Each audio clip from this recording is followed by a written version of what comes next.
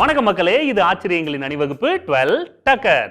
இப்போதைக்கு நம்ம கைக்குள்ளே இருக்கிற ஒரு ஆயுதம் சானிடைசர். அதாவது நம்ம கை வழியா நோய் கிருமிகள் பரவாம தடுக்கிற சானிடைசரை பத்தின 12 டக்கரான தகவல்கள் உங்களுக்காக. ஃபர்ஸ்ட் சானிடைசரை கண்டுபிடிச்சு யூஸ் பண்ணவர் லிப்மேன் அப்படின்றவர்.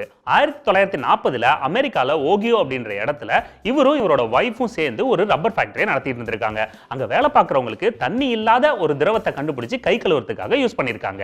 அப்பவே தண்ணி பஞ்சம் தலை விரிச்சு ஆடி இருக்குன்னு நினைக்கிறேன். பல வருஷங்கள் ஆராய்ச்சி பண்ணி 1988ல எத்தில் ஆல்கஹால் 70% சேர்த்த ஒரு சானிடைசரை கண்டுபிடிச்சிருக்காங்க.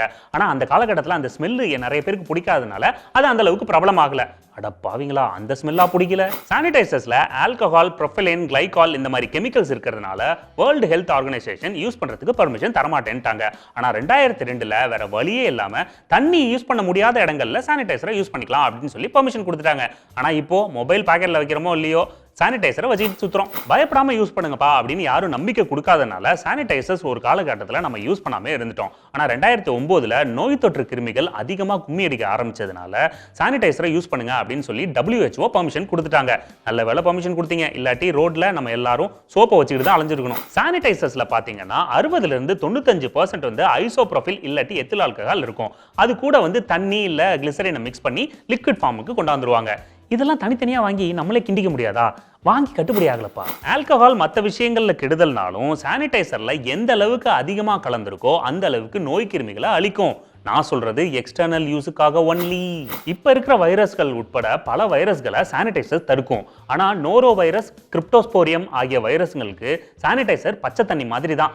வைரஸ்கள்லயே வல்லவனுக்கு வல்லவன் இருக்கதான் செய்யறான். சானிடைசர்களுக்கு எக்ஸ்பைரி டேட் கிடையாது. ஆனா அந்த சானிடைசர்ல மிக்ஸ் ஆயிருக்கிற ஆல்கஹால் கொஞ்ச காலகட்டத்துக்கு அப்புறம் ஆவியா போயிடும். அதனாலதான் அந்த குறிப்பிட்ட டேட்டுக்குள்ள யூஸ் பண்ணணும் அப்படின்னு சொல்றாங்க. நம்ம கிட்ட ஒரு ஆல்கஹால் இருக்கு, அது எவ்வளவுக்கு எவ்வளவு பழசாகுதோ அவ்வளவுக்கு எவ்வளவு ஒர்த்து. என்னதான் சானிடைசர் நல்லதுனாலும் வெளியிடங்கள்லயும் தண்ணி கிடைக்காத நேரத்திலையும் யூஸ் பண்ணா நல்லது. சுத்தம் சோறு போடுன்னு அடிக்கடி சானிடைசர் போட்டுக்கிட்டு இருந்தோம்னா சோறு சாப்பிடறதுக்கு கை இல்லாம போயிடும். அதாவது ஸ்கின் அலர்ஜி வரதுக்கு வாய்ப்பு இருக்கு. அதனால அடிக்கடி கையை கழுவிட்டும் இருங்க. சில பேர் தீர்த்த மாதிரி சானிடைசரை கையில தேய்ச்சிட்டு தலையிலையும் தடவி வைக்கிறாங்க. ஆனா ஒரு துளி பட்டா ஒண்ணும் ஆகாது. ஆனா நிறைய பட்டுச்சுன்னா ஹேர் டேமேஜ் ஆயிடும், ஜாக்கிரதை. இப்போ சானிடைசர்ஸ் வந்து நம்ம அத்தியாவசிய பொருட்கள் லிஸ்ட்ல வந்துருச்சு. பல கலர்கள்லயும் கிடைக்குதுங்க.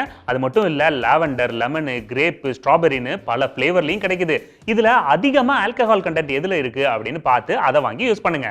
சாக்லேட் ஃபிளேவர்ல இருக்கான்னு பார்த்து ஒன்று வாங்கணும். இப்போ நிறைய பேருக்கு ஒரு டவுட் இருக்கு. அதாவது சானிடைசர் நம்ம அப்ளை பண்ணிட்டு உடனே நம்ம சாப்பிடலாமா? அப்படி சாப்பிடும்போது அந்த கெமிக்கல் உடம்புக்குள்ள போச்சுன்னா பிரச்சனை எதுவும் வராதா அப்படின்னு.